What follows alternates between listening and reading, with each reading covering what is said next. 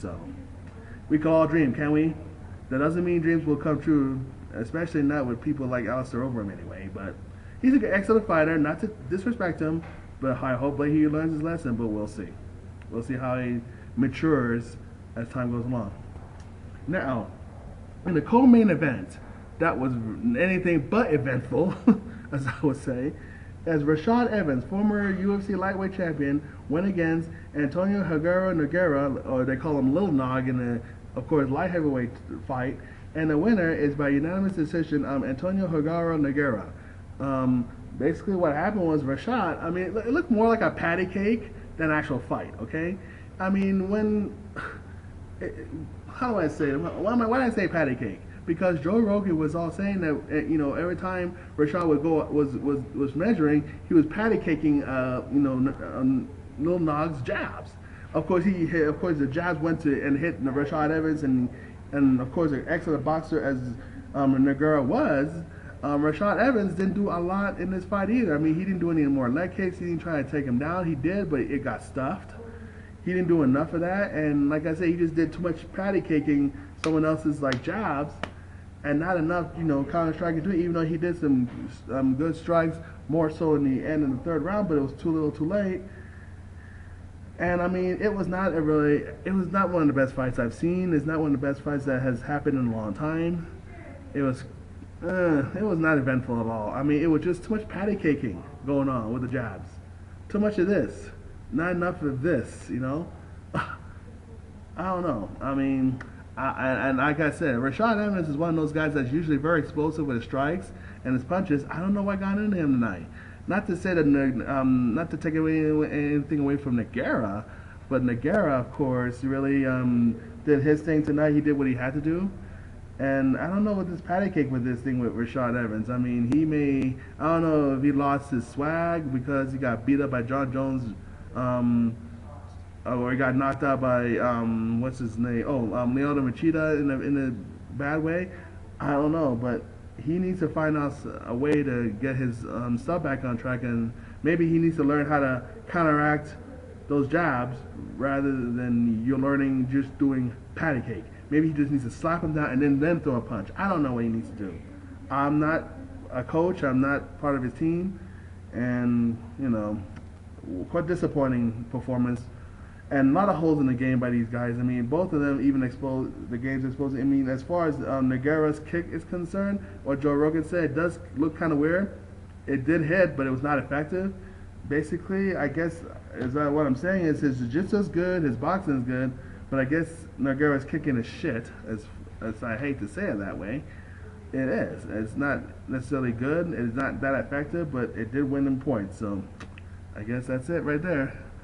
All right, enough of this uneventful co-main event. I'm going to go on to the main event of the evening, which will be, of course, featured UFC Featherweight Championship on the line, as the champion Jose Aldo was, of course, fought against Frankie Edgar, the former UFC lightweight champion, and the winner, and still the UFC featherweight champion, Jose Aldo. And basically, what it all boils down to, the first 3 rounds, Jose Aldo got the win. Got the fight and everything in the first 3 rounds, throughout striking him with strong leg kicks, and especially the second round was really strong. Frankie Edgar was moving fast, but he was still getting hit. But in the very third round, that's when Jose Aldo was starting to get tired out a little bit. He threw a leg kick at him, and then of course, but then when he threw another leg kick, Frankie Edgar was able to catch the leg, hit him, and took him down. But then of course Jose Aldo went back up. He wasn't there very long at all. So Frankie Edgar did not really have good ground control on him. And second, and of course in the fourth round, Frankie Edgar started, really. I mean, his nose was bloody up and everything, but Jose Aldo was, breathing heavily too. At the same time, he wasn't throwing any more leg kicks that really hurt Frankie. Frankie Edgar started throwing more leg kicks and throwing some combinations, and even grabbed him and slammed him to the ground in the fourth round. So Frankie Edgar had that fourth round. And in the fifth round was basically the same thing, except of course Jose Aldo was able to land some good strikes on Frankie Edgar, slows him down. Oh, and then on top of that, I forgot to tell you too, that nice front kick in the third round, nearly could have knocked anybody out, like when Anderson Silva front kick.